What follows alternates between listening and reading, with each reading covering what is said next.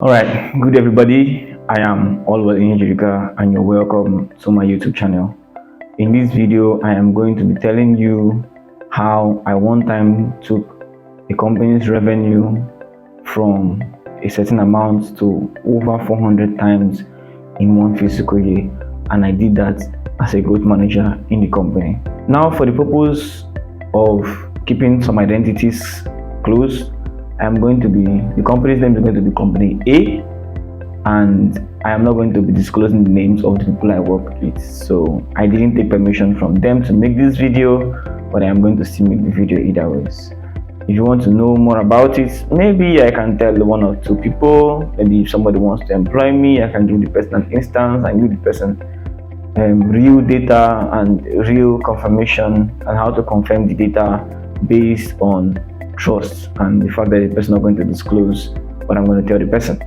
So here goes nothing. You remember 2020 when everybody was at home and things were getting on the downside for so many companies, and yeah, it also got on the downside for these companies. So sometime close to the end of 2020,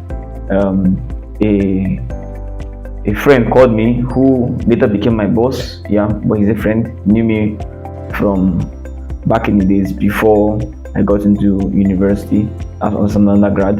And then he said he has been following my works online because I've been posting something. Then I had a Facebook page and stuff. Like he has been following what I've been doing so far, and he sees that I have some talent in developing businesses and developing products. Then I had just finished product school year, I remember. Was it? Or I was still in product school. There was something around that. So, and then I said, okay, no problem. I was in Port Harcourt then, and then he said the opportunity is in Lagos if I will be able to come down to Lagos. I said, yeah, sure. And then around the same time, I was supposed to do my NYSC. Yeah, that's in Nigeria. NYSC is something where you serve your country compulsory for 1 year. You work in a company, and they pay you some a really low amount for working there, and then the country also pays you. You do some voluntary service for the country, and you also work for either the country or for a private organization depending on the availability of space. So somehow I now got to work with this company during my national youth service for the country. So I was both serving the country and I was working there. And the job was this. It was pretty much simple. The instruction was this: over your job description is to ensure this company survives, make sure this company grows. We are looking at doing some new stuff. Please work on it, and make sure it is completely fruition. I remember one time I was in public transport with my boss, and he told me, oh well, you know what, if this company was like a suit, you're the one wearing the coat right now, make sure it doesn't fail, something like that. And then I said, okay, no problem, sir. I'm going to do my best. I was afraid, trust me. I was afraid because that was I wouldn't say my first big management stuff, but on that scale, yes, it was huge because I have not handled a fully fledged company before. I have handled startups in the past, but not fully fledged companies before. But we got the ball rolling. I skip after I went to camp, did some training with some military guys, the way Nigerian stuff is, and then I got back to the company, and then I had to start working. I got in there, I think December 2020. We had some meetings here and there, but I think when my boots got on the ground was that should be 2021 January. Around first week 2021 January, before other staff came in. We were on ground doing strategy sessions, having meetings that's with the board and stuff like that. And then we got to keep the ball rolling. So now what did I do, or did we do, or whenever I say I just know it's we, because although I was leading the team, but I mean to the teamwork, to the team effort. So what exactly did we implement to grow a company revenue by over 400% in 1 year? This is a multi-billion naira company, by the way. So yeah. So at the time I got there, they had about just 1 or 2 customers, paying customers, because of COVID. COVID had eroded a lot of things. Also some really bad decisions in management. Yeah. So it wasn't only COVID. We won't blame everything on COVID, obviously. Some people were doing well in COVID too.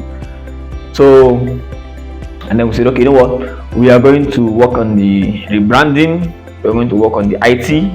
We are going to work on marketing, because the truth is, in business development, marketing is the bloodline, is the blood of the company. If there's no marketing, there's no sales, there's no money, there's no revenue. I don't know what you're doing there. It's not a business. So now we said, okay, you know what? We're going to ensure this company grows, and we're going to do it. First things first, handle your employees from the inside. And then we called for an all-staff meeting, irrespective of who you are, cleaner, security, everybody. So we treated everybody equal, kept them in the room, and like in a conference room kind of sort of thing. And then we said, you know what, we're going to have this meeting. And then we tried to boost everybody's morale, speak to everybody nicely, try to ensure that people feel at par with everybody and ensure they can approach anybody, irrespective of your level. As Elon Musk would say, you can skip the hierarchy to get your information to the top, as long as you're not playing dirty corporate politics. Sincerely, I hate that. Dirty corporate politics, very annoying. So yeah, after we cleared that to the employees, everybody was happy. Everybody was like, okay, yeah, we're rebranding and stuff. So now we looked at the website, that's IT, and we say, what exactly can we do to ensure that this website is really, really good? Now, one thing that so many people or new you want to get in new customers, one thing that they're going to actually look out for is how well you treated your previous customers. So what we did was, we said, okay, you know what, we are going to look at all those customers that we've engaged in the past, and then we say which of them did we treat well, because obviously there were some of them that were not properly treated before I got to the company. I said, okay, no, those ones that have an issue with the company, don't talk to them, don't call them. The ones that were okay, that said they were okay, satisfied, you know what, we're going to call them, we're going to speak to them, and then we're going to ask them if it is possible for us to get their testimonials, probably video, and video, text, audio, anyone they're comfortable with. Those are comfortable with video, send video, and those are comfortable with audio, good, text, good. So we did sort of a catalog of testimonials, and then we were able to publish those testimonials to maybe, like, if you want to get a prospect, we see a prospect customer, a prospect company, or something individual, we go there, we look up the person and say, you know what, these are testimonials from so and so. Why not you? I mean, if somebody of this caliber, of that caliber, can say this about us, why not you trust us? And it increases the trust of the company sporadically. Don't forget, a company's brand is not exactly in pictures or in words or in videos. It is the perception of the customers towards your identity as an entity.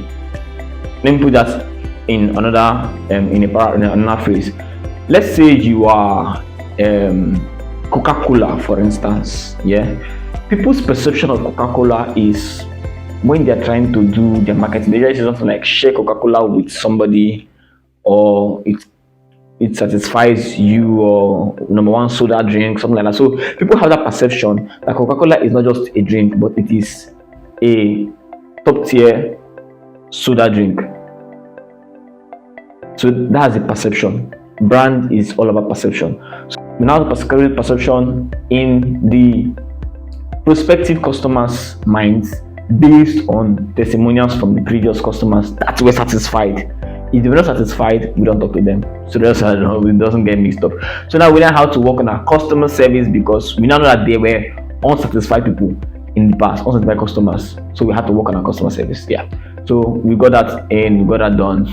And then when I'm like, okay, you know what, when you come in front door, the front desk person trained, and then how to speak, what to share, and ensure that, okay, if as a front desk person you cannot handle this particular customer, immediately call a staff that is a professional in that aspect, and the staff would immediately double as a customer service and help you out to win that customer.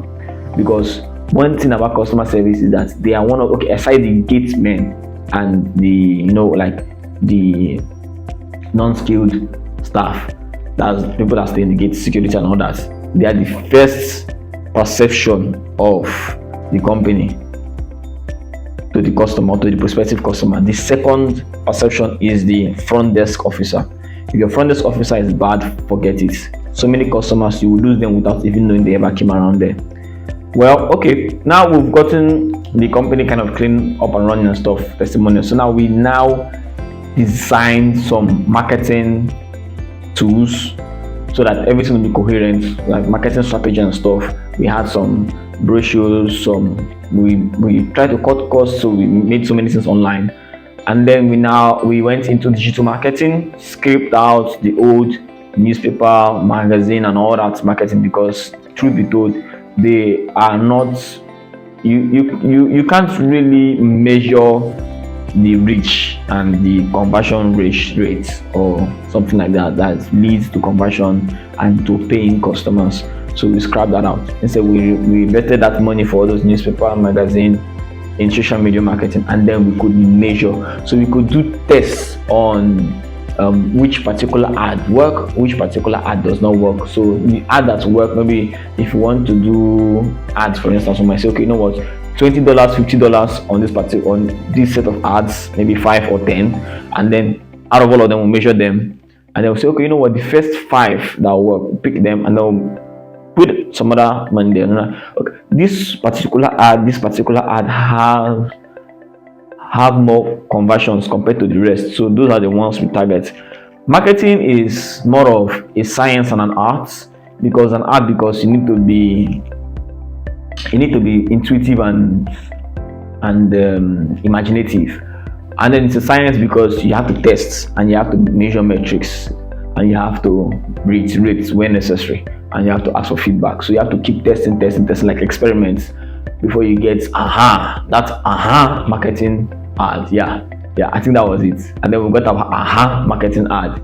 Yeah, so now we had our wow marketing ad. We put that up on our Instagram, Facebook, and LinkedIn. Yes, but we didn't do LinkedIn ad. We did LinkedIn organic. LinkedIn was purely organic, but then it grew. Yeah.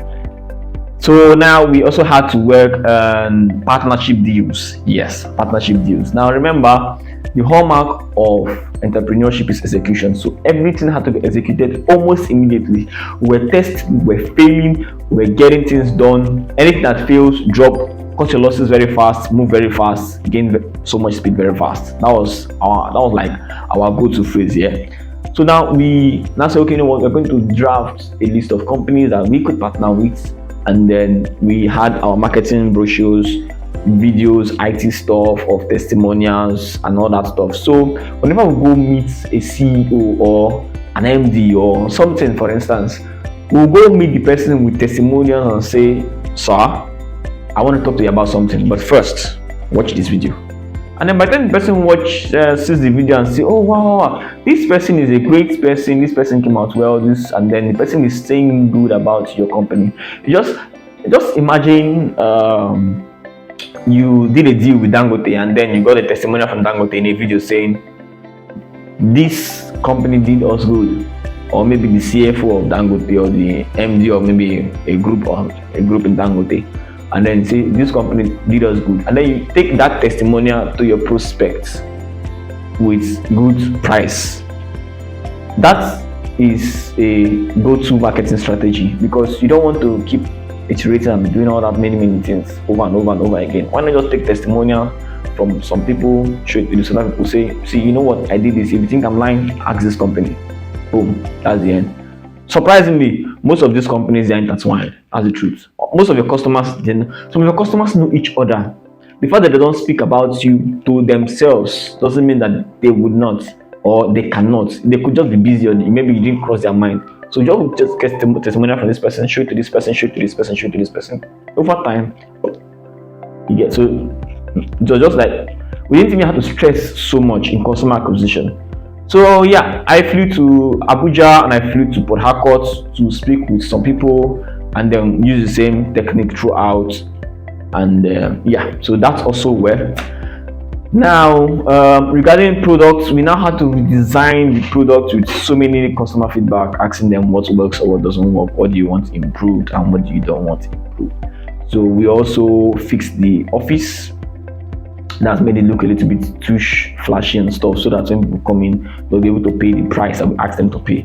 Because people don't want to walk into a shabby building and feel that they should pay a premium price in a shabby building. No, most customers won't do that. They want to see more like, I remember what I told you about branding, the perception of your customers about your company. That's branding. Branding is not your logo. No. Branding is not your company color. No. Branding is the perception of your customers to your company. While we were serving people, we kept asking them, is anything wrong? Is anything wrong? Is anything wrong? So it was more like we got the customers who didn't leave them there until the service was done.